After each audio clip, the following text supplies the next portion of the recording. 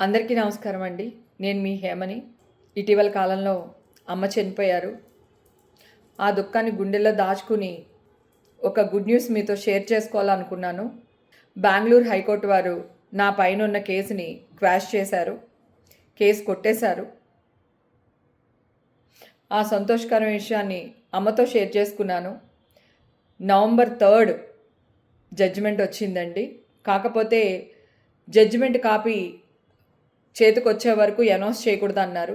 అందుకే నేను మీతో షేర్ చేసుకోలేకపోయాను. ఈ లోపల అమ్మకి సడన్గా స్ట్రోక్ రావడం, చనిపోవడం జరిగింది.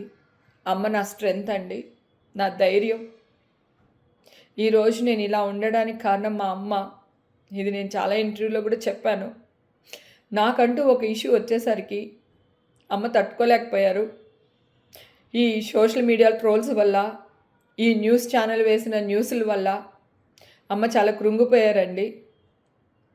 ఆ రోజు నుంచి మీకు అందరికీ అప్పుడు కూడా షేర్ చేశాను, అమ్మకు ఒంట్లో బాగాలేదు, ఇట్లా అయింది అని చెప్పి. మీ అందరికీ తెలుసు.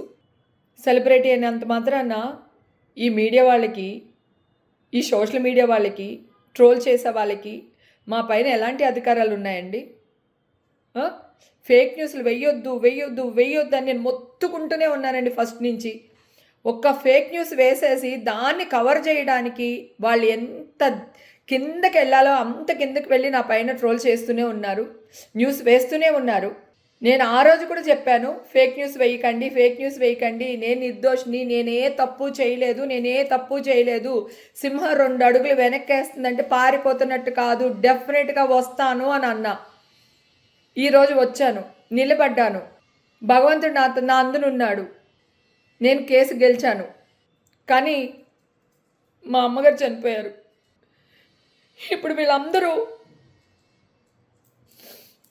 మా అమ్మని తీసుకొచ్చి ఇవ్వగలుగుతారా?